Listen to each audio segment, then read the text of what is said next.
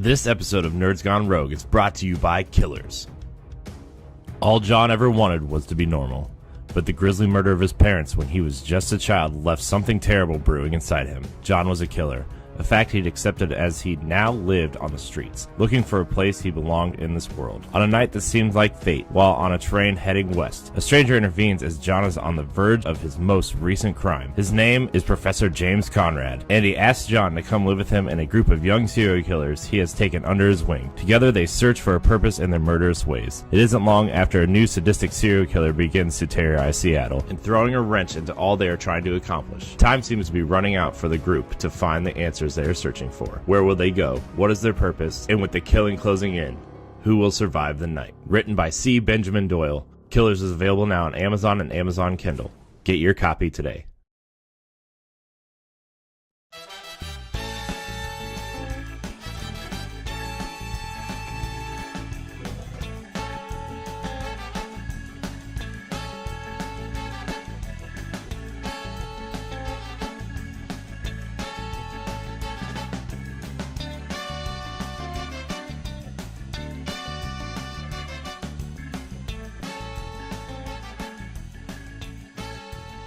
What's up, nerds? Welcome to Nintendo Pow Block, episode 100.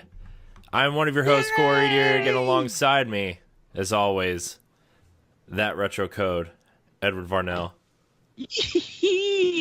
This represents us, in a sense. Corey's Mario, I'm Princess, and Jesse's Bowser. Yay! Nice.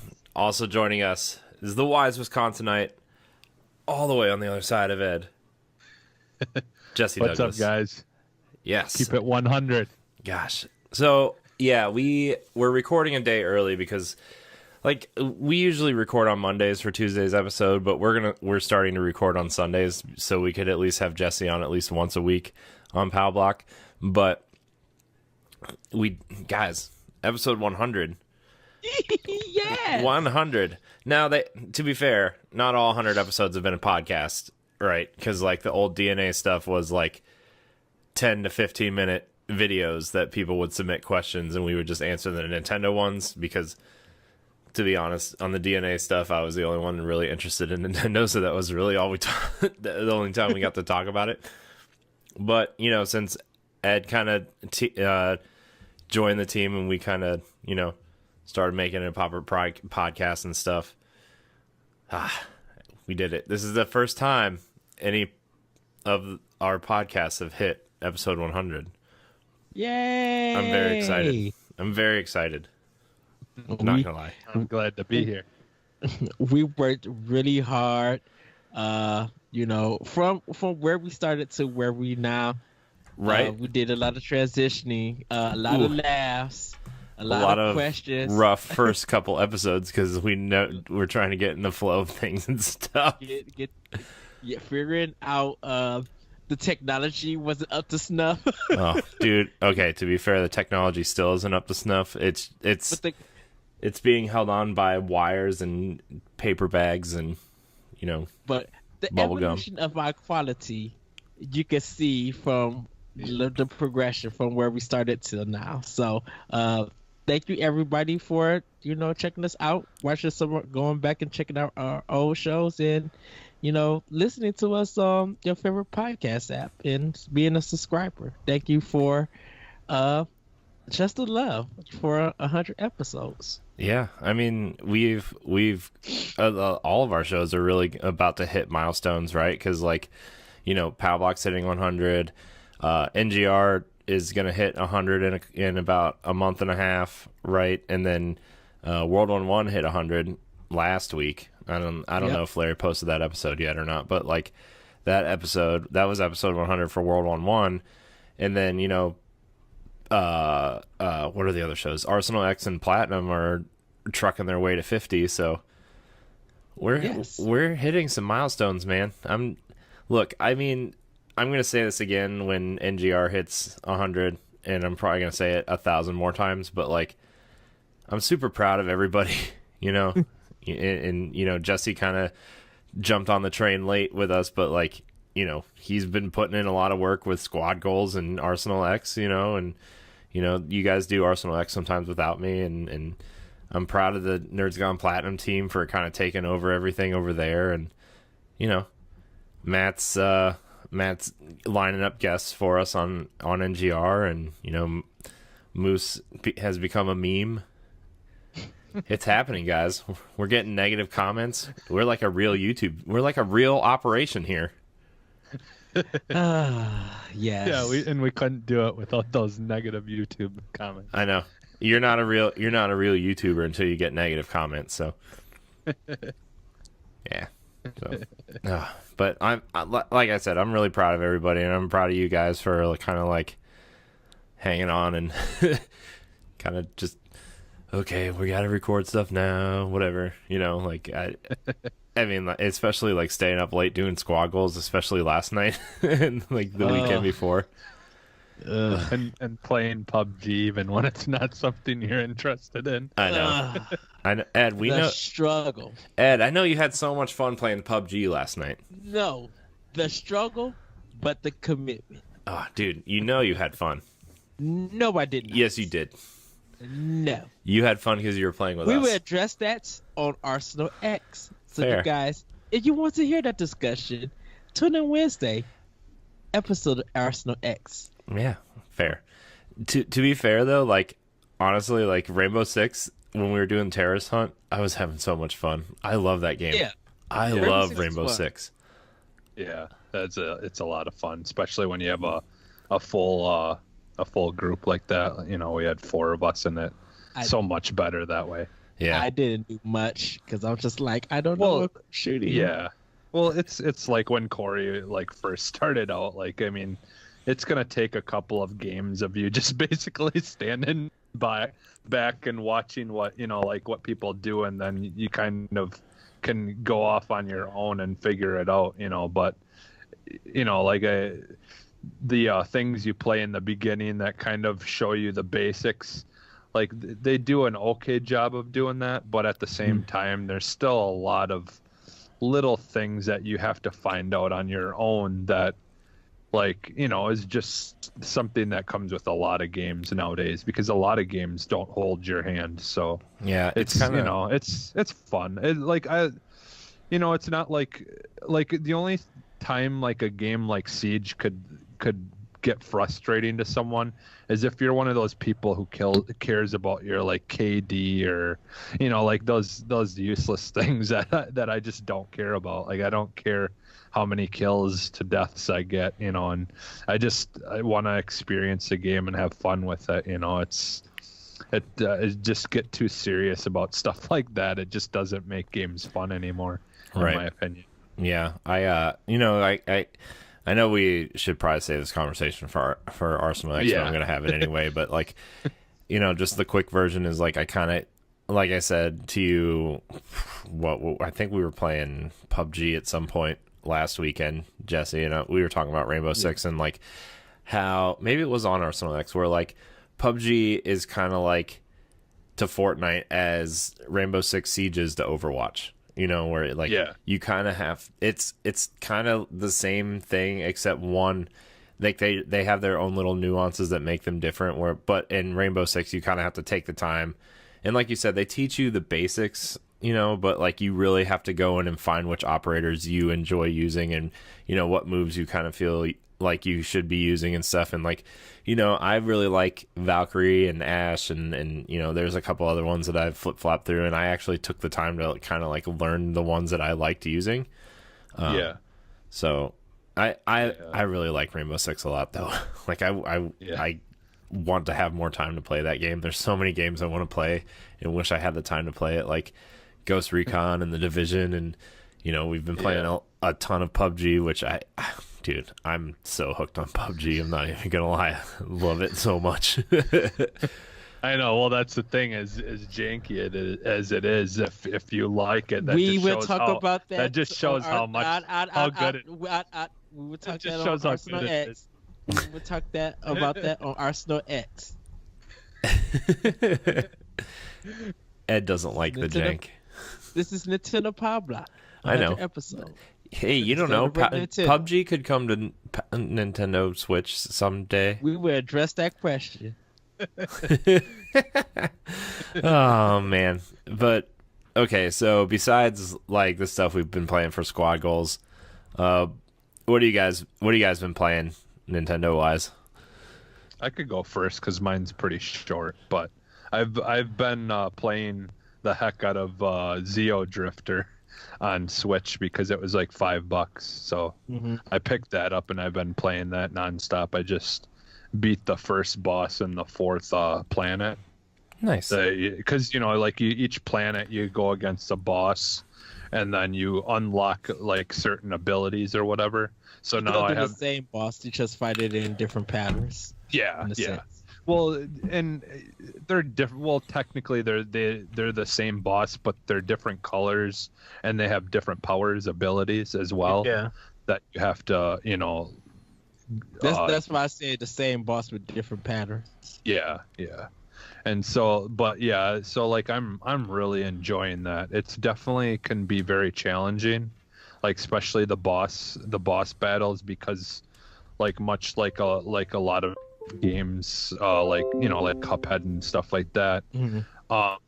Every time you die, there's a different pattern that the character will go through that you've got to so it's not like you can just memorize everything and then be able to just go through the phases, because they switch around and stuff. So I mean, I know it's an older game. It's been out for probably a while now, but Yeah, it's been out for Wii U and 3DS, so Okay. it's been out for years. so but I finally picked that up because it was only $5 in the sale, and I usually end up picking up at least one game from every time they load the games in the sale. So I usually end up picking something up, because you can usually they have like one really good game that ends up being pretty cheap usually. So yeah, I've been playing that, and I'm actually really seriously thinking about starting a new account and starting Zelda over finally, because I've been wanting to for a long time, and I kind of have been, because my son has his own account, and every once in a while I'll help him with stuff. But Why don't you? You should have your own account. yeah, I do, but I don't want to erase my save that I have, because I haven't finished any of like the Oh, you said you want to do a new account, start from the beginning. Yeah, I want to do a new account, start from the beginning, and then try to, because I haven't even touched any of the new DLC stuff. See. So I'd like to just start it from the beginning and kind of beat that stuff like right away as you're going through the game. Because I heard a lot of that stuff pops up kind of early, and you can kind of go on the quest for some of that stuff already. So I kind of, because I'd like to finish all that new stuff as well and get all the shrines and all that kind of stuff. I don't know, maybe I'll just stick with mine, and because I think I still have like 10 or 11 shrines that I haven't found in my save that I've been playing on for a while now. So maybe I'll just try to finish that complete like 100% except for the Korok seeds. But yeah, that's pretty much it for me, other than like everything on Xbox, and probably gonna play Paradise Club, which I just said Xbox and my Xbox turned on. I heard it. Right, that's why I heard it. I heard the. Oh, okay. It's that Connect, man. It's the Connect. Yeah. It's magical. The It's magical Cortana. She's Connect. I know. Cortana's always watching. She's always watching. Ed, what have you been playing?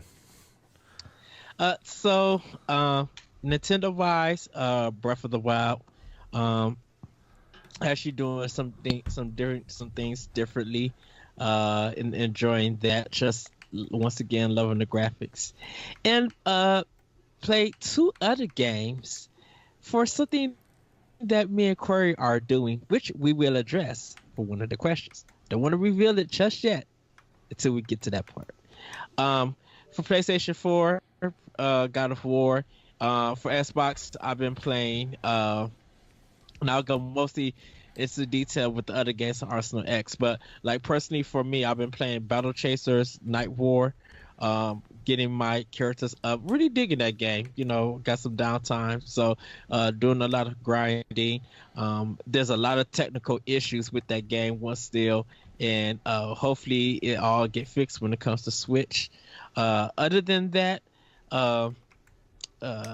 that's all I've pretty much been playing. I haven't got to my 2DS just yet. I need to charge it. I still let it. It's still dead. I didn't put the charger on to start anything on it. And I'm meant to be getting back to Quantum Break. That's a game I need to start up. I said I was gonna play Quantum Break next. So sometime during this week I'll be playing Quantum Break. But it's pretty much like Breath of the Wild and God of War, and some other stuff. So yeah. Nice. I mean, for me, I've been playing God of War, and then all the stuff that we've been playing for Squad Goals. Pretty much, I am going back to what's that game called? Shovel Knight. I'm playing the King of Cards expansion, or not King of Cards, but the I wish I was playing King of Cards. The what's the Plague Spectre? Knight? Plague Knight campaign, because I never finished it because I didn't really care for it when I played it. But when we played it the other day, Ed, when we were like talking about Shovel Knight and stuff, like I want to give it another fair shake because I love the other two campaigns so much that like I feel like they deserve my time to play that game. So can I make okay. So I still haven't finished Shovel Knight. I'm like on the last level and haven't fought the last boss yet. Haven't beat the game at all yet. That's fine. I mean, that's fine. You should though. It's a great game.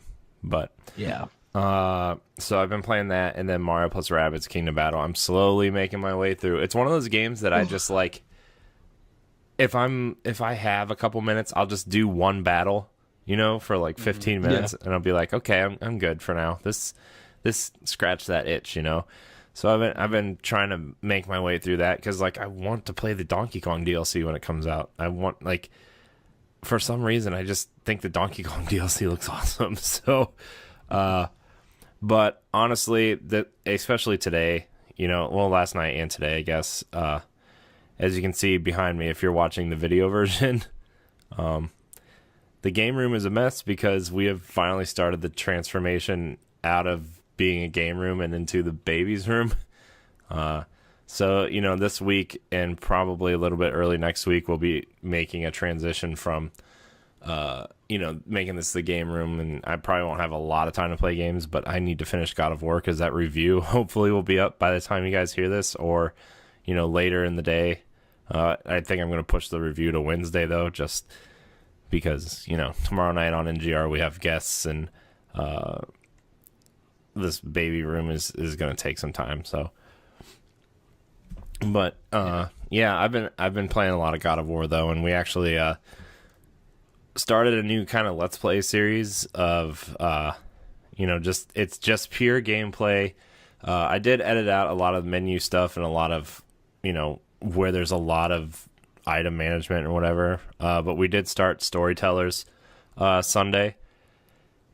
And the second episode should be up today, but we're doing God of War as our first game, and so yeah, I'm excited for Storytellers just because it's a way to experience. It's a way for people who my goal for this was for people to experience games that they maybe can't play or can't afford right away, or are somewhat interested in. And it's a way for them to kind of watch the game and get the feel of the game without having to like buy it or like spend the time. Like they can have it on in the background while they're doing something, That's kind of the goal with this. There's no voiceover. It's just pure gameplay. And so God of War is the first game we're doing that with. And I'm pretty excited. They're pretty long episodes. They're probably like, I think the first episode's like 2.5 hours. Yeah, it is. God of War is a long game, so I wanted to make it like 12 to 15 episodes, depending on how long it is, So, I mean, it could be going for a while. But I mean, I think it's a cool way to kind of experience the game. So, anyways. Yeah, and I think a lot of the times people do prefer watching games sometimes without like commentary. You know, like it's like it depends, but I feel like a lot of the times, like when I've like watched like videos, you know, on YouTube, like I've seen there's been times where I've like watched something where someone was commenting on like while they're playing the game or whatever. And a lot of times people will comment that, you know, like they should do it without commentary or whatever. Well, because a lot of people are looking at it for walkthroughs. It's another way for them to see it as a walkthrough. So, you know, if a person gets lost in hearing all that commentary, you know, sometimes, well, for some commentators who do it, they just get annoying because they try to make jokes, and it's just like, that wasn't funny, or that might seem offensive. Just play the game. Let me see what you do. So if I get stuck, I could at least come back to your channel and be like, okay, this is how you solve it. It didn't go by my way. Yeah. I did make some like kind of edits towards like the end of the episodes and the beginnings of episodes just to make it more kind of cinematic. You know, like the end of the second episode, the way I cut it. And I'm not going to spoil it, but the way I cut the end of the episode isn't exactly how it happens in the game, or like, you know, it's just not exactly how it happens in the game. But then the third episode will start how it really like happens at that, you know. So, yeah. It's just to let everybody know that if you don't want to watch it because of spoilers, we do understand. Because it is a new game. But if you want to follow along and at least be part of like God of War discussions, at least you would be informed of what was shown in the game. Yeah. But, you know, I mean, it's meant for people to like maybe check out the first episode and then either judge like, hey, I want to buy this game, or, you know, people that don't have a PS4, you know, like Jesse, you don't have a PS4, but you're interested in God of War. Like, I did it for someone like you to experience the game, even if you can't, you know, play. Well, guys, since it's episode 100, I have been gathering a ton of questions for Question Block. Yes. So I've picked what I feel like were some pretty decent questions for us to answer here on episode 100, and ones that we could probably, you know, get through in a timely fashion, but still have some fun answering. You know, since it is episode 100, and we kind of wanted to show support to our fans by reading their questions and celebrating 100 that way. Because, you know, look, I want to celebrate episode 100 like real big, but like we'll celebrate it like 200, like a big blowout 200 episodes. So. Anyways, let's get to some of these question block questions. Remember, you, fair listener, can either leave a comment on the YouTube video. You can email us at what was that, Jesse? Right. You can email us at nintendopowblock@gmail.com, or you can tweet at us at ngrpowblock. So, without further ado, let's get to the questions. Yes. And I want to answer this first one. Our first question comes from Deshaun Malone. He says, "Congrats on hitting episode 100, guys. I was just wondering if you were ever going to do a Nintendo Focus Let's Play show the way you do squad goals and trophy hunting. I know you do pod and play, but doing some Nintendo themed stuff could be pretty cool too." So, Deshaun, congratulations. We are doing something, me and Corey. Congratulations. Yes, congratulations. For asking a question? No, for him getting his wish. We are doing a Nindies showcase, actually called Nindies Showcase, where me and Corey are going to be playing 8 Nindy games that you guys could be looking out for the summer. Or if you're getting a Switch, if you have a Wii U or a 3DS, then those games are available. And some of the games are on other platforms, but we are playing mainly on Nintendo consoles or Nintendo hardware. So you'll be able to check that out in in the future, me and Corey have a lot of great games to be showcasing to you guys. So when it releases, check out its debut. Me and Corey did start off with 2 games. We got a little bit more to play. And to give you head up, because me and Corey was talking about it, we starting off with Shovel Knight. So if you haven't played Shovel Knight on Wii U, 3DS, or any other platform, this will be your first time, and this is your first time really want to get into it, you'll be able to check out that and hear some history about Shovel Knight.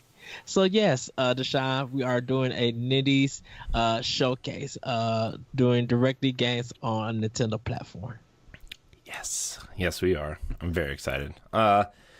Yeah, so what Ed said, we are doing an Nindies showcase, but we haven't really come up with a good way to do a Nintendo Let's Play show. That, and we've been spending way too much time on squad goals and other things, producing other stuff, to really focus on trying to get a Nintendo specific Let's Play show down.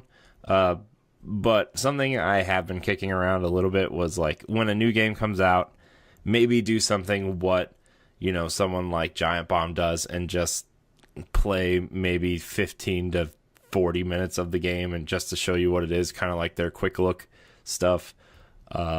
And, just showcase some Nintendo stuff that way.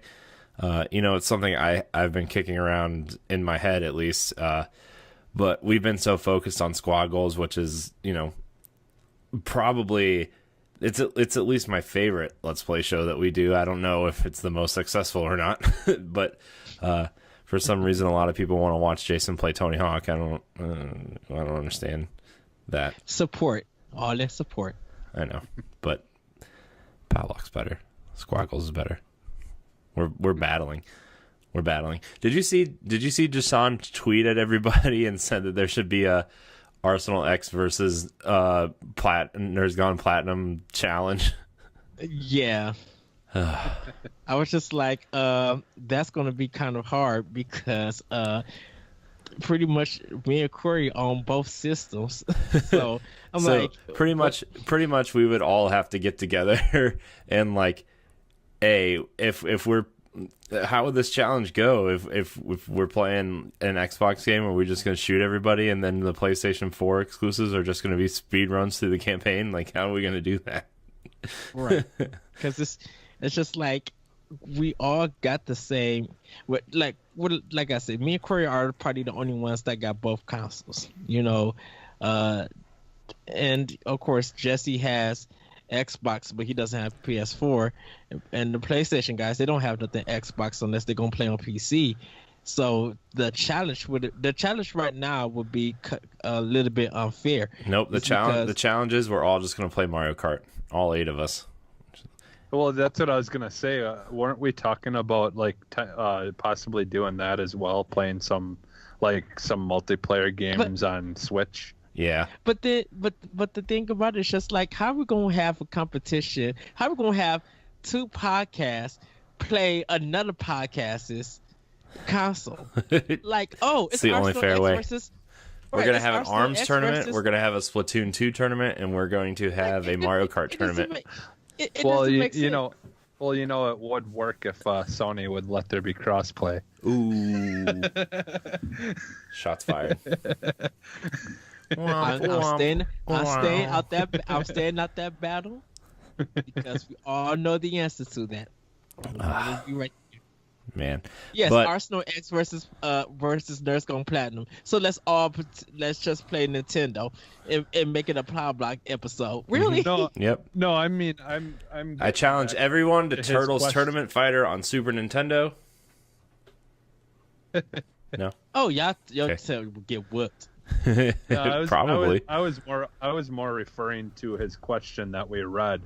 Like, because we did talk about doing like a squad goals like style, like playing of like Mario Kart and maybe like some other multiplayer games like that. Yeah, I mean, the 6 of us. I mean, we could try, but like the thing is like squad goals wasn't really meant to be an Xbox only thing.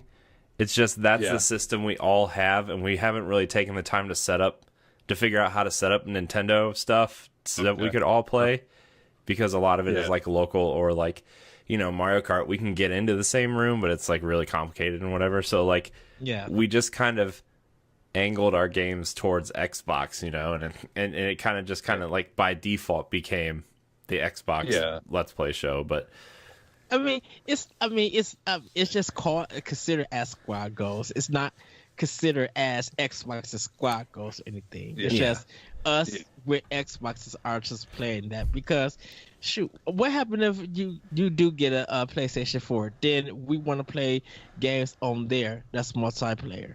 What are we gonna play that's multiplayer on PlayStation? Bloodborne? Oh no. We'd all just struggle through Bloodborne. I would just put garbage bags around that game, be like, just kill me. Yeah, that's the thing, is we just end up playing. Ed, you know, every game you don't like isn't garbage, systems. Right? It's just not for you. Garbage. Not saying that the game is bad. Not saying the game is bad. You just said it was garbage. But of course it's garbage, because there's nothing new about this. But it's not. Okay, let's just not go through this whole thing again. I mean, like, so, like, Squad Goals kind of default became our Xbox Let's Play show, but like, you know, when we figure out some Nintendo stuff, we'll play that stuff, and if Jesse gets a PlayStation, we'll figure something out that way. But until then, our platform agnostic show, Squad Goals, make sure you look forward to PUBG, Halo 5, and Gears of War. Squad Goals.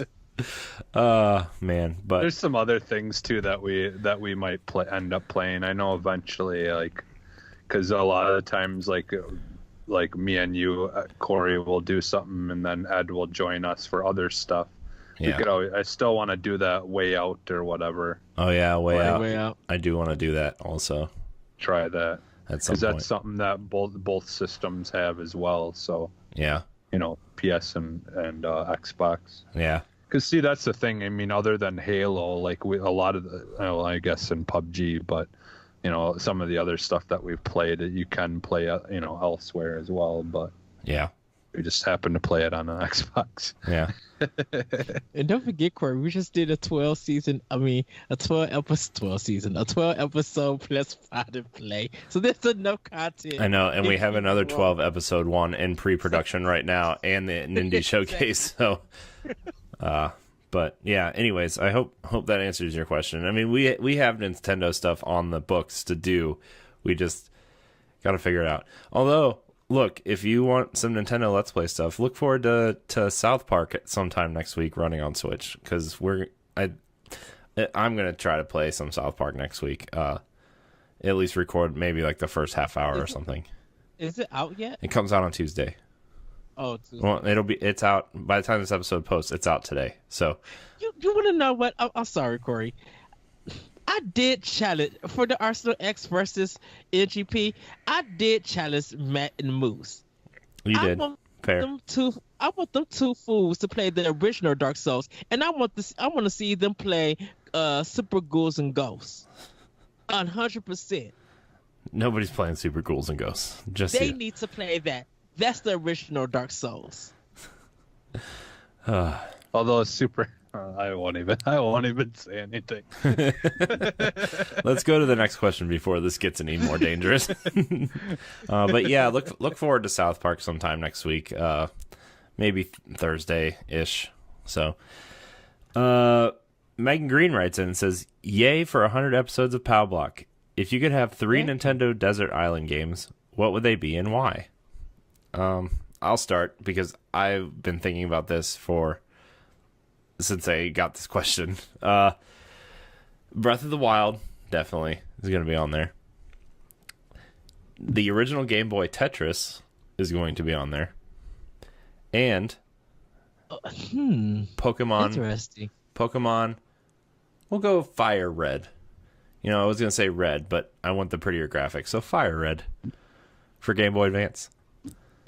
Those are my 3 games. And it's because Pokemon, there's so many different ways to play that game. You'll probably never play the same game. I mean, you'll play through the game, but like, there's so much to do in that game, and yeah, I don't really need to explain it. Pokemon Red is the best. Tetris, it's the only perfect video game I've ever played. The Game Boy version of Tetris. And The Legend of Zelda. Question. Huh. You didn't play Tetris DX?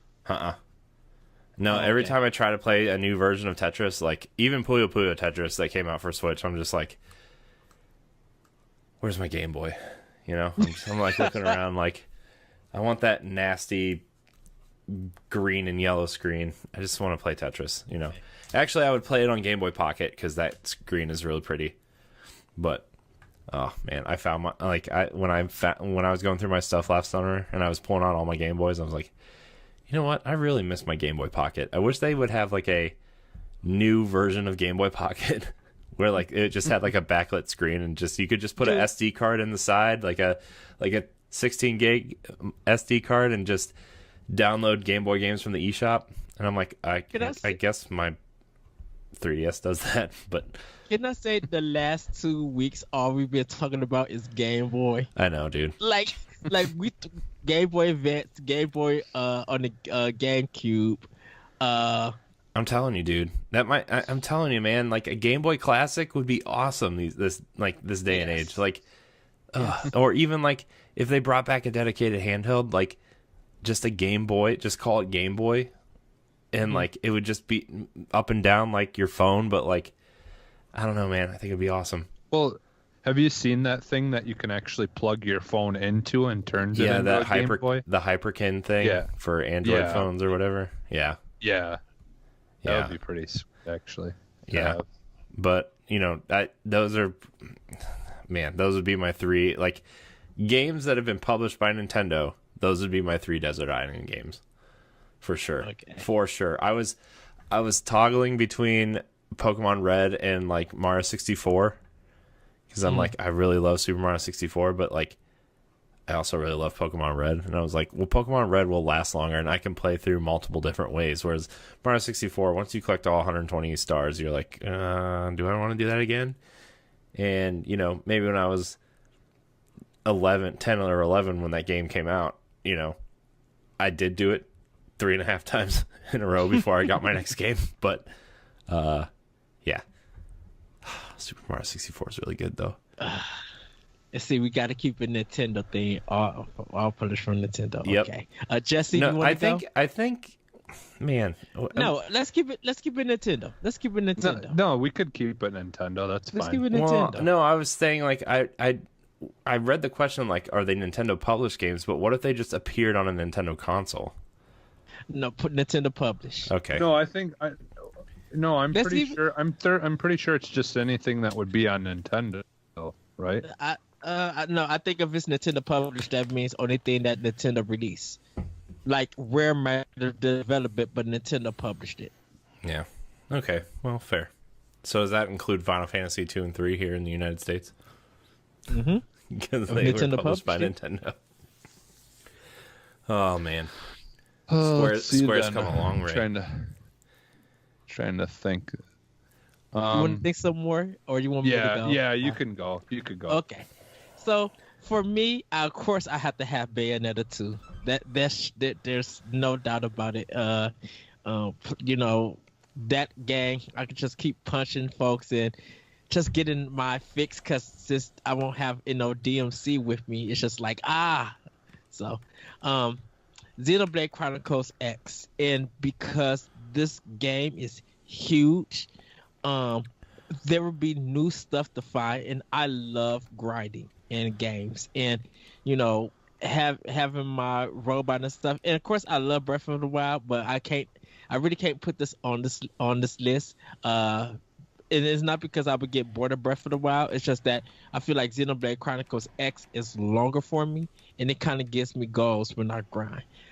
Last but not least, I have to go to Metroid Prime for GameCube. I truly love this game, and I had to have a GameCube game in my hand. I was thinking of Yoshi's Island for Super Nintendo, but I was just like, no, Metroid Prime. That is probably the second game that I pre-ordered in that PS2, Xbox, and GameCube era. Because it was the two games that I pre-ordered, Okami and Metroid Prime. Those like the only two games that I ever pre-ordered, like my first pre-order. So yeah, Xenoblade Chronicles X, Metroid Prime, and Bayonetta 2. Nice. Interesting. All right. So for me, I'm gonna. Nobody asked you, Jesse. This is gonna be a cop out, but I'm gonna pick Super Mario All Stars. That's fine. It's published by Nintendo. I mean, it's fair. Fair. It literally it's fair. It doesn't say no compilations, I guess. So anything published by Nintendo, and then fair. And then I'm gonna pick Pikmin 2 as my second one. Nice. As kind of like more of something that's like a little bit more question. Puzzle. GameCube version or Wii version? Yeah, GameCube. Wait, for what game? Pikmin 2. Oh yes. I don't know. The Wii version is really good, man. No, well, I guess I never really played it on Wii, but. No, it's the same GameCube, but it has motion control instead of the GameCube controller. I think I'd want to stick with the GameCube controller though. Okay. Yeah, but I don't know. I mean, Pikmin. I didn't do this for Pikmin 2, but Pikmin 3. Like, Pikmin 3 is the only game I thought using the Wii remote and nunchuck was worth using. It literally, out of all the games I played on Wii and Wii U, like that was the only game because like it was the only way you could like aim and throw your Pikmin and run at the same time. Which like some of them later boss battles in Pikmin 3 at least were like super challenging to the point where like, oh well, I guess on the GameCube version you could do that too. But the Wii U version did this weird thing with the gamepad where like, I don't know, you couldn't do that, and so which was really annoying. Was Pikmin 3 on the Wii? No, it was was on Wii U. It was only on Wii U. Yeah. Oh, okay. And yeah, so, because see, I never got to play that one, so that's why I didn't pick it, just because I don't know. I mean, Pikmin 1 and 2 are really better games, I think, to be honest with you. But well, I liked 2. I liked 2. But and that was the only reason why I asked which version, because it had came on Wii also. Yeah. So I didn't know if you wanted like easier controls with the remote. Yeah, I only played it on the GameCube. So, I mean, I'm sure it probably would. Thinking of it, it probably would play easier with a motion control. Because I personally didn't mind the Wii controllers like when they worked correctly. Like you had to get that adapter thing to make the everything work a little bit better. But I don't know. Yeah, so I guess it doesn't matter either one of them. But I love the GameCube controller, so I would be, I'd feel like picking it that one just because I like the controller anyway. Yeah.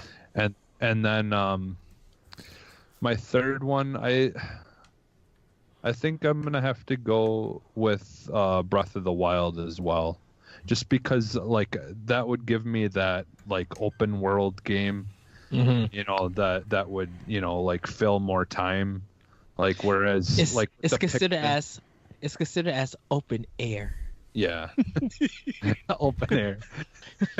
According to Nintendo, it's considered as open air. That Breaking Wind game. Or no, that's Wind Waker. Wow. No, but because like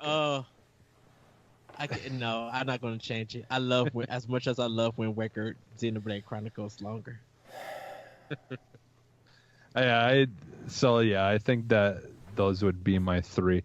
Like part of me was tempted. I wanted to put like Mario Kart or something in there, but I don't know. I feel like Pikmin... I mean, if we're gonna be on a desert island alone, like Mario Kart, like it'll be fun for a little while, but like. I was trying to pick games like if I'm by myself, these are the games I want to spend the time with. If I'm by find myself on an island that does somehow have electricity in a house and a TV, where I don't have to worry about internet access, then yeah, with food. I mean, come on now. I'm like, Well, actually, I'm like on a desert island. How am I going to play these games without no electricity? Yeah. Yeah. Well, and like, is there a way to connect to the internet? Fair. Probably. If there's electricity. So when I'm playing, I'd want to pick Mario Maker. what if I'm playing Pokemon? Do I have to trade somebody in my Pokemon and nickname him Help Me? I'm stuck on a desert island. Save me. SOS. Why is this guy trading me a Pokemon? His name is Sauce. I don't get it. But that was so white, bro. Shut up. Anyways, we're gonna move on. We're gonna move on to our next question. Before Ed judges me anymore about my race. Racist, Ed. Racist. Awesome race. Sam Hall asks, what 2 or 3 third-party franchises would you like to appear on Switch? Also, kudos on 100, guys. Oh, thanks, Sam. We tried real hard. Let's see. 2 or 3 franchises you want to see on Switch. I really don't care what appears on Switch. Like, I mean, the 2 big ones for me, I guess, would be Overwatch, but I know that probably won't happen until Nintendo's. How many times have we talked about this one game? That's obvious. I'm gonna fight you. Let me answer the question, and then we can fight later. Jeez. Ugh. Anyways, and then let's see, where was I going? Overwatch, but it probably won't happen until Nintendo's online stuff is fixed. And then I still want to see the Mass Effect trilogy on Switch at some point. Which game? The Mass Effect trilogy on Switch at some point. And then Tomb Raider on Switch. That should have been the first answer coming out your mouth. Hey, man. I'm just... Save the best for last, Ed. Yeah, Ed. Gosh. He said 2 games first. He said 2 or 3. He said 2 or 3, Ed. Oh, you said the first 2, so that's why I was just like, yeah. Overwatch. Jeez. I thought you was going to start off with Tomb Raider. No. Look, I love man, you, boss. I named 3 great games that could be on Switch someday, maybe. Jesse, what are your 3 games? Since Ed yelled at me, we're skipping him. No, I thought you was going to start off with Tomb Raider. The obvious for me, like again, it will never happen, but I'd love to see Siege on Nintendo. Let's see. Siege is good, by the way. Siege is real good. Well, and it just like it would like that whole tactical thing. It would be pretty fun to play. Like if you're playing like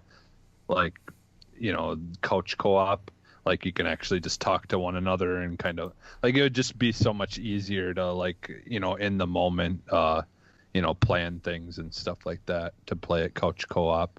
Mm-hmm. Yeah, like I mean, I don't really want to copy you with Tomb Raider because like obviously that would be a really really good choice. I mean, you can say Tomb Raider, and if we have 3 votes, it's coming to Switch, right? That's how that works. If all 3 of us say Tomb Raider, Tomb Raider, Tomb Raider, that's how that works, right? It's like the Boogeyman. But yeah, Tomb Raider for sure.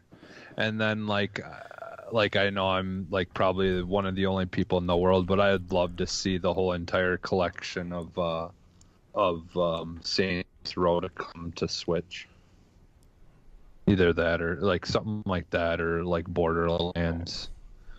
But I prefer Saints Row. I love those games. Even the first one, is lacking in content as it was still such a fun game and a good story. So these hoes ain't real hoes. I could actually. I'm coming up with a 4th one now too. That I want Portal 2 to come over. Man, don't get me started on Portal right now. That game makes me sad. But anyways, Ed, what 3 games do you want to see come over? I almost moved on to the next question. I really almost skipped you. Well, it's easy. Tomb Raider, DMC, and Vanquish. I would love to see those games come. Vanquish is free on Xbox in May. Did you see that? The Xbox games with gold have been released already. Is this Arsenal X? No, I'm just telling you. Did you see? Aren't you excited? It's Pow Block. Look, most of the time it is. Fair. He's fair. But anyways, good choices, Ed. I'm proud of you. DMC is also a great choice. Mm-hmm. Just give me DMC too. Anyways, yes. The next question comes from Samantha Cross. She says, "Do you think you will see an influx of JRPGs and puzzle games a la Professor Layton and Ace Attorney soon on the Switch? I need more Husbando Phoenix Wright. Also, yay for 100." I think she likes Phoenix Wright. At this moment in time, I think we will see more JRPGs. Isn't there an Ace Attorney game in development for Switch? I think they kind of said that there is one. I think so. I think it is, but I think it's only in Japan at the moment. Yeah. Because right now they have some Phoenix Wright games where it takes like place in feudal Japan, like olden times. That's only on 3DS in actual Japan. It hasn't been released here. And some of them, like one of the Ace Attorneys that got announced for Switch is like a remake of ones that they did for the 3DS. Yeah. So, but for future games, Professor Layton and if they do decide to bring Professor Layton back, because Level 5 is done with that series, kind of have to make a whole new game or maybe a trilogy to be put on Switch. Well, aren't they making? I think like they're moving away from Professor Layton specifically and moving on to like that Layton Legacy whatever, and it's what Cottrell is their name. Yeah. And there's like an anime now for it and everything. So like, yeah, I mean that stuff is on 3DS and I think on mobile, but I guess you're just talking about the actual Professor games, like that like where the Professor actually being the main character in the game. Right. But as for JRPGs, I think we'll see more. I think Square Enix is providing some. Hopefully, Indies do provide some, and Atlas is going to definitely provide some. We got Shin Megami Tensei 5 exclusively coming for Switch. Mm-hmm. So, if Atlas continue to produce that, as maybe a transition to the next handheld actually happens, we will see more of that. As for adventure games like Professor Layton and Phoenix Wright, we probably won't see them until E3, maybe this year, and then we'll start getting more of it maybe next year, because I would definitely love to see Hotel Dusk Room 213 come back to Switch. I would love for that game to be on that system. Yeah.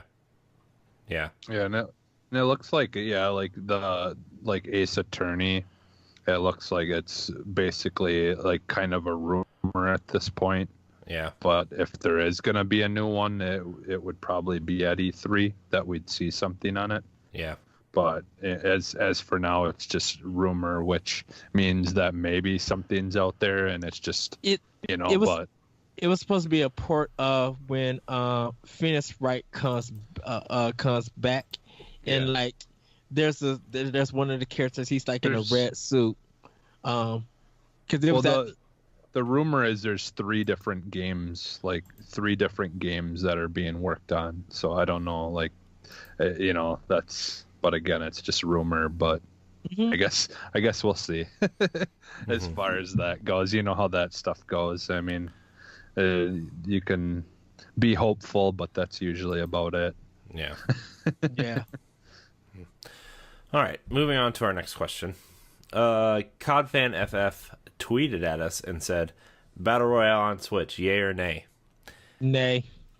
Well, COD fan FF, let me tell you about a little Battle Royale game that's already announced and coming to Switch this summer called Crazy Justice.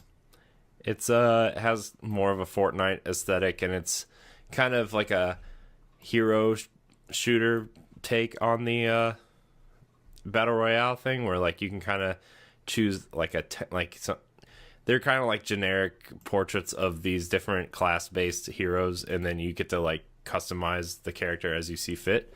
But we talked about it about 6 months ago when it was kind of pitched as like a Borderlands-ish type game with some competitive multiplayer, and then they said they were going to do like the hero shooter thing for multiplayer. But then once Battle Royale took off, they kind of delayed the game so they could add it to this game, and now it looks like it's been all of development kind of shifted towards this Battle Royale type game. Nintendo Life actually has a really cool breakdown of this game, like the create a character and the maps, and split screen co-op squads on the game. Let's see, what else is there. There's some minor building elements, so it's going to be kind of like a take on Fortnite as well. They're kind of trying to do a whole bunch of different things at once in this game. But hey, you know what? I'll give it a try. It looks cool. So, anyways. Yeah, I give it a yay too, because there's like if you go on Android, you know, like the market and stuff already as it is now. Like the first time I played PUBG was on my Android phone. So if you did you get a chicken dinner? Yeah, I did actually. Yes, my second game ever. I got a chicken dinner on, but so I mean, just the fact that you can play Fortnite or you can play PUBG, you know, on phones right now, like. There's no excuse for there not to be able to be something like that on Switch. Yeah, I think Fortnite's I think it will run better than the phone versions of these games. But I just honestly I don't think that there's any excuse for there not to be. I think there's gonna be too much fatigue from Battle Royale games. The mode. People are doing it just to make money. Yeah. So I think the innovation and the love of it is now being replaced kind of by greed in my viewpoint, because it's just like if your game. A lot of AAA party are thinking, and maybe some indies are thinking, if we don't have a battle royal mode, no one's gonna pick up our game, so that's gonna be a loss of sales. So now we got to throw this mode in. I just feel like it's a kind of like a cash in for this mode. Yeah, so that's why I'm saying nay. I mean, you see, like, I know we'll probably talk a little bit about this on Arsenal next, but you see like the rumors that Call of Duty is dropping their single player campaign and focusing resources on multiplayer, and Raven is prototyping a battle royale mode for Call of Duty this year. So, I mean, I think the way battle royale is going to exist from this point moving forward, aside from like PUBG, I guess, was really the only one that's kind of like only battle royale. It's going to exist as another mode people can play, instead of just the whole game focusing on it, which is like why I think Fortnite is kind of doing it smartly, where like, hey, Battle Royale is just a mode in our game that's going to be free when it comes out, right? So, I don't know. We'll see, but we'll save that conversation for Arsenal X. Yeah. Well, and I think the thing is, though, right now, like, you know, like if I don't think a lot of people are going to make a game type like that for Switch, but to be able to have something on there, you know, like that, so then people have that option if that's the kind of game type that they want to play. And, you know, if Nintendo isn't offering it anywhere, then it's kind of a bummer for Nintendo, you know, and for people who own one. But then, do you want to see in your news feed that 8 games that's coming out got battle royale?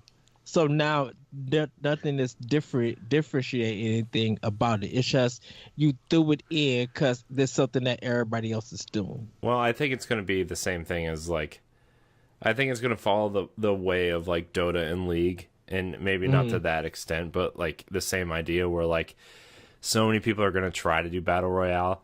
And, you know, I think there's 3 major players right now in the battle royale space. You know, Fortnite and PUBG, and then the one Darwin Project. the one that Boss Key is doing. Radical Heights, I think, is gonna with the bikes and stuff. Yeah, I think that game's actually gonna be a major player in the space as well, just because they do some weird kind of changes that, you know, PUBG and Fortnite don't do, and a lot of people seem to be liking it, and it's already made more money than Lawbreakers did. And it's still in early access. So, you know, I think that those are going to be the 3 major players in the space, and then everybody else is going to try, and then nobody's going to care about those other games. And then the games that have already been successful, like PUBG and Fortnite and, you know, Radical Heights, I'm sure won't be as big, but will still have a dedicated community. Like, I think those dedicated communities will support those games because those games are great, especially something like Fortnite that, you know, we kind of saw the Minecraft generation graduate to Fortnite, and it's kind of the same idea where you're gathering resources and building bases and stuff, and then the Battle Royale mode is just a mode that's within the game, so, you know. The focus of the actual game has shifted. Yeah. And we'll see what Battlefield 5 and Call of Duty does to it, because that could kind of destroy Battle Royale if they mess it up badly. I don't think people buy Call of Duty for Battle Royale or Battlefield for Battle Royale. I just think but I mean, those are just going to be extra modes in those games that people can play if they want to. You know, it's not. I don't think it's going to affect the genre. I think it's just going to be like. Well, I mean, with people being cautious, definitely of EA, and people being not somewhat cautious of Call of Duty. But let's see how the Call of Duty fans react to it. Man, I was really looking forward to playing a Black Ops campaign, and now there's not going to be one. I'm just kind of and I was really looking forward to playing Modern Warfare 2 Remastered online play, and that's not going to be a thing either. So it sucks that they took the things that people cared about both of those things. But the problem is that why are people acting surprised that they removed the story mode when Black Ops 3 for 360 and PS3 was only multiplayer? And look how well that sold. Yeah, but I don't know. I mean, we can have that conversation on Arsenal X. Sorry, I'm not trying to like kill the conversation, but I know we're like little inside baseball. We're recording Arsenal X right after this, so like, you know, we can have that conversation then. But our next question. So 2 years in 1 day. Yeah, I mean, I think Battle Royale is fun. I like the idea, and it's everything I thought I hated about multiplayer. And, you know, playing duos and squads with Jesse is just like the best time of my life. So, anyways, our next question comes from Marcus D'Angelo. Why is Night Trap coming to Switch? I do not know. That jank should not be on Switch at all. They didn't want to put it out on Switch when it first got announced. It shouldn't be on Switch now. I mean, that game should have just been left in 1993 when it came out? No. Because isn't this the 25th anniversary? Or is it 93. the 20th? Yeah. And I don't even have any idea what you're talking about. Oh my gosh. It's like it's one of the games. It was a Sega CD game. It's one of the games that kind of that and Mortal Kombat and what was the other one kind of spurred the motion towards like ratings on games. Yeah, Night Trap. I think it was just Night Trap and Mortal Kombat, but they focus mostly on Night Trap. Yeah. And so during that time, Sega and Nintendo, because Congress called them about this, Joe Lieberman, he thought this game was too violent and kids shouldn't play it. Yeah. And at the time, Sega had their own rating system, and this is how the ESRB came about. It's on YouTube. You can watch it. Yeah. So it looks like it's like basically like a interactive movie like type thing, like a it's an FMV like kind a of serial adventure game. So, you know Heavy Rain or Indigo Prophecy? Okay, so it's kind of like that. It's not a quick time event thing, but you place traps and you move around the house looking at different cameras. And when these, like, they're supposed to be vampires or something, when they come in and they sit on the trap, you press a button and you end up trapping them. Okay. But because it's like a lot of girls and stuff and bad acting and well, and honestly, I mean, it sounds like an interesting concept, but yeah, like maybe like to make like maybe they should have like went with doing like a sequel or like improve things maybe or something. Well, I mean, to just completely straight port the original one probably isn't a good idea. It is the original version. It's just in HD, so they made it look nice. Well, I mean, because they really couldn't add nothing because everything is already video is captured. Yeah. So that's why they called it full motion video. So that's why they can't really add anything to it because the game is very linear, and so you have to play it in a certain way. So it's basically like what's it called? What's that game? Dragon Slayer. Yeah, Dragon Slayer. Yeah. That was kind of like the first full motion video. Yeah. And then when they started using real actors and stuff or real people, that's when they start changing. Yeah. Oh, the 90s was weird. We have full. Well, yeah. Now and then eventually they had those games you could play on your DVD player too, where you just like press, fast forward or back or whatever. Like you could use your DVD controller to make the game progress or whatever, basically similar to like what this is. Yeah, I lived through all of this crazy nonsense, and yeah, that's just telling my age. I don't know why this is on Switch. I don't even think anybody bought it on PS4 or when it came out. I think it's PS4, Vita, and Steam when it came out. Limited runs. I don't think. I think it's just that typical something is so bad that you just have to try it. No, you do not have to try it. No, you don't have to try it. Do not support Night Trap. Do not support that. To use Ed's favorite word, do not support that garbage. Yeah, go play Her Story on PC and enjoy some good FMV. Anyways, our final question of the day to wrap up episode 100 comes from Derek Skarsberger. I hope I said your name right. It sounds right. You did. Sounds right.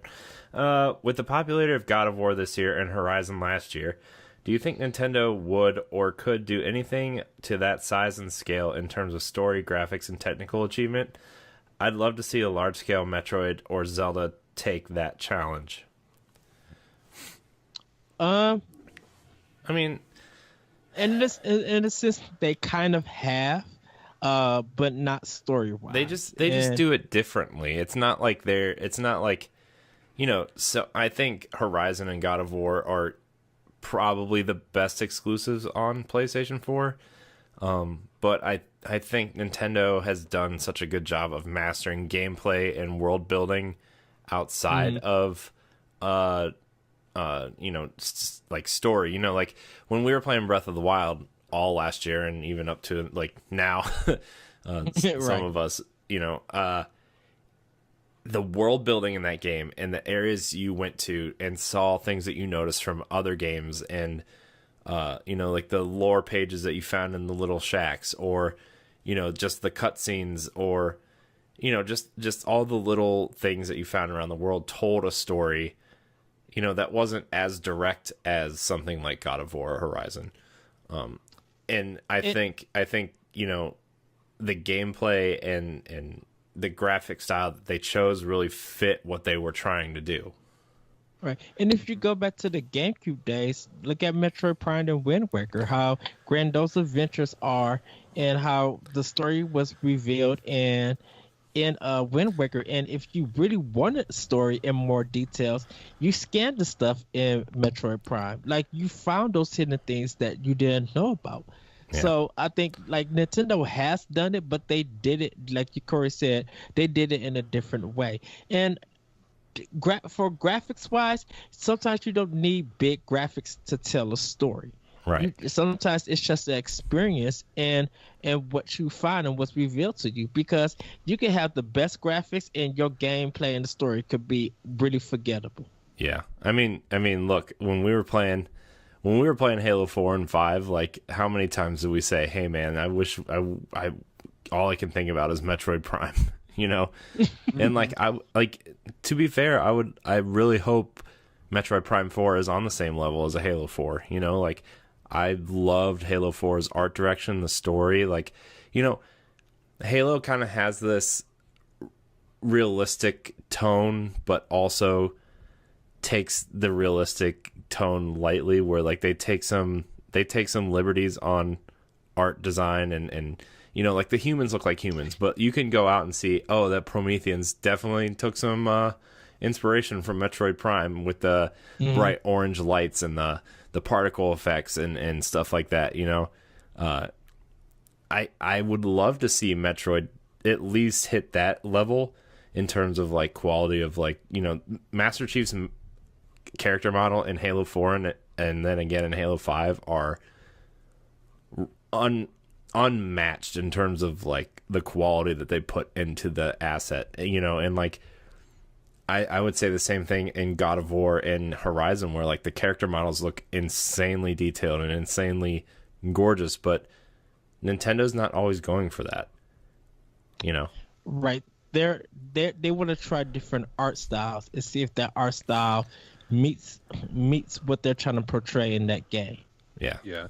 And I feel like Nintendo, like their idea of telling a story is more along the lines of like, if you've played I'm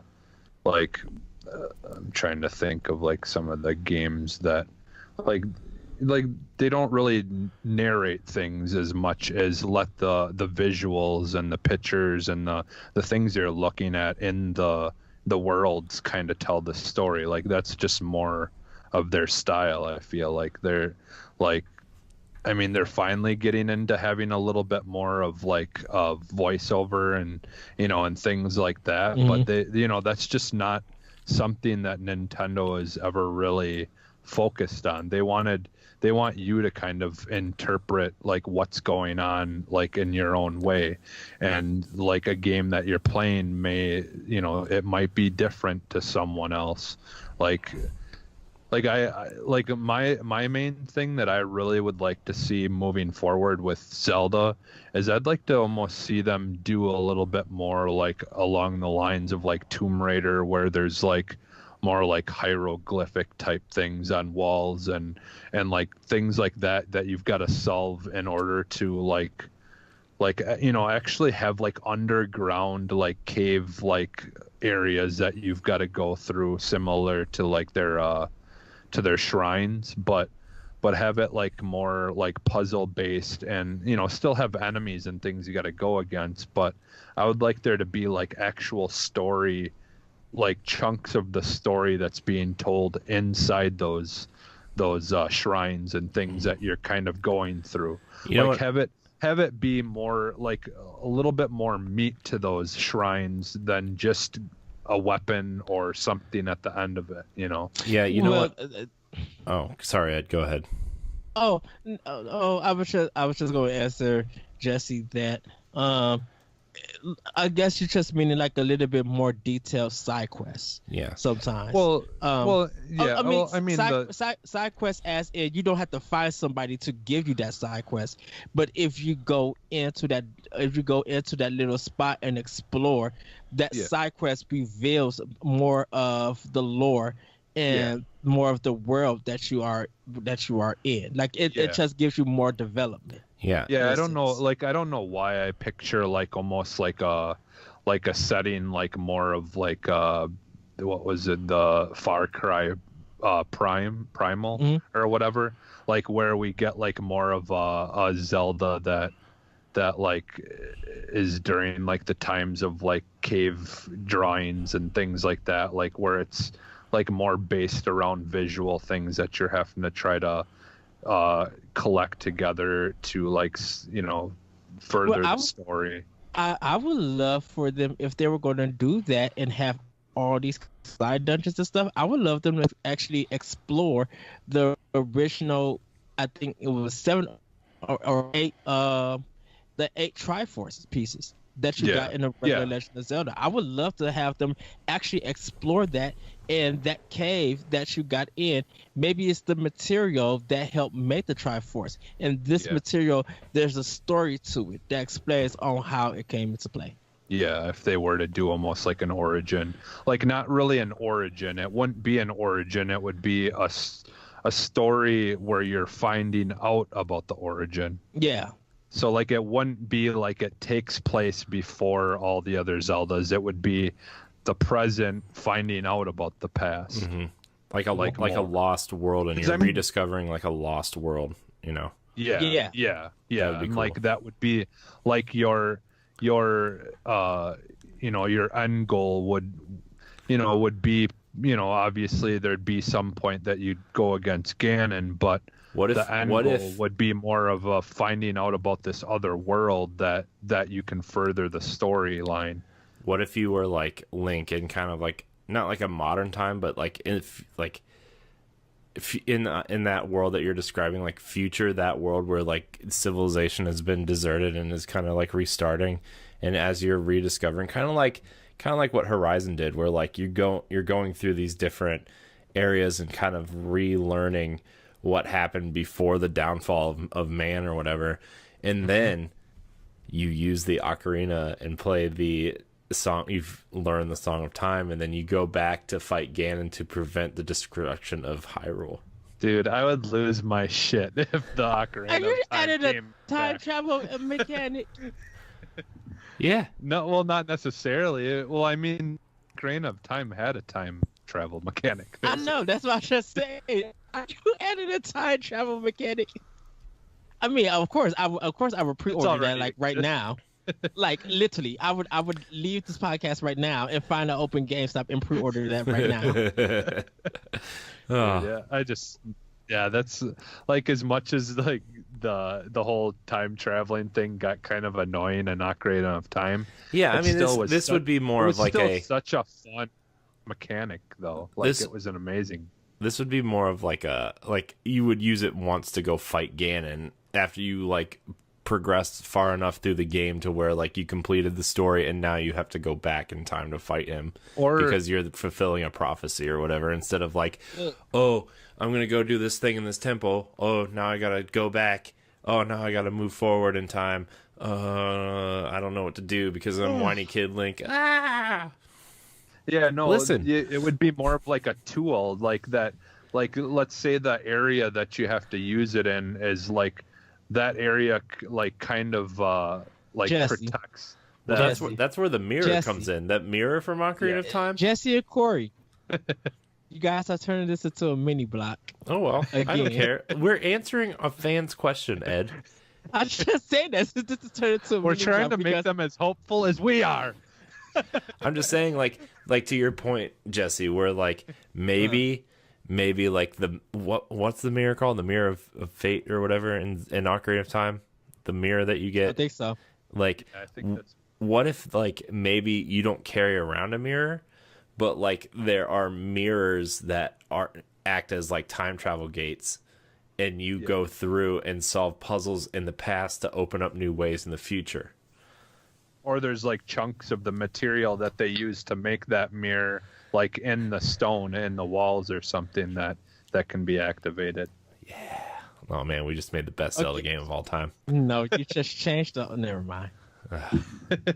Anyways, but that wraps up our 100th episode of Nintendo Pow Block. That's our that's all of our questions. So guys, thank you so much for writing in. Remember, you can email us your questions. Continue emailing them because we want to answer them as expansion pack questions, or if we do another question block in the next couple weeks or so, we want to answer them there. We kind of reserve questions for expansion pack topics, our favorite questions as expansion pack topics. But email us at nintendopowblock@gmail.com or tweet at us at ngrpowblock or leave a comment in the video. We'll get to it at some point within the next couple weeks. We'll get to it. So, anything else, guys, that we want to cover before we get out of here? Or pause and everybody, pee and record Arsenal X? Everybody, please, go check out our history. If you can find it on YouTube, go check out some of our earlier episodes if you want to know how Pow Block kind of started and where we got to right now. But yeah, once again, thank you. Hopefully you guys continue to support us and we could do another 100.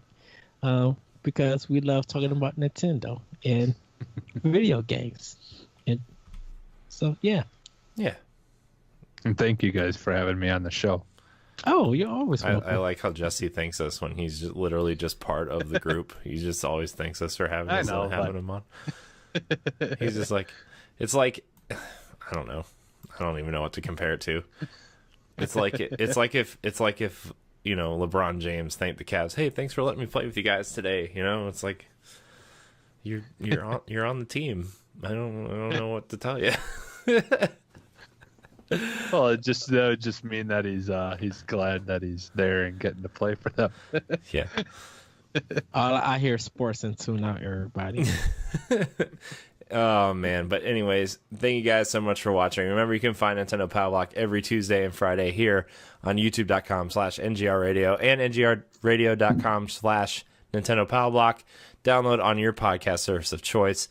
Check out our Monday show, Expansion Pack, which is our YouTube only segment where we kind of answer your questions or take on a topic that, you know, is kind of, we feel like we need to spend more time on. So check it out. They're about 10 to 20 minute videos. Some past ones are a little bit longer, like our Metroid multiplayer episode was super long, but you know, check out our mini blocks that we have during the week. If we feel like there's something we need to cover before the podcast, we will cover it on our YouTube page. Check out Pod and Play Season 2. Check out Squad Goals. Check out Trophy Hunting. Check out our family of podcasts here, because we are not the only podcast here on NGR Radio. All available on your podcast service of choice. Working on getting it on iHeartRadio as well. Someone suggested that we try to do that. So, I don't really know how to do it, but I'm going to try. So, yeah. Anyways. Oh, wait. Yeah, you guys, they need to know where you guys, Jesse, where can we find you? You can find me on Twitter at @sub_humanist. Ed, where can we find you? You guys can find me on Twitter at @VirtualCode, and you can check out my personal podcast, Optional Opinion, on SoundCloud, iTunes, Google Play, TuneIn, and other podcast apps. Yeah, you can find me at CoreyandHD on Twitter and Instagram and Twitch, because I want to start streaming again. I don't know when, I don't know how, but I'm going to do it. You can also find me on NGR Radio and a plethora of other content here on Nerds Gone Rogue. Thank you guys so much for watching, and until next time, we love you. Bye, everybody. Woohoo! 100!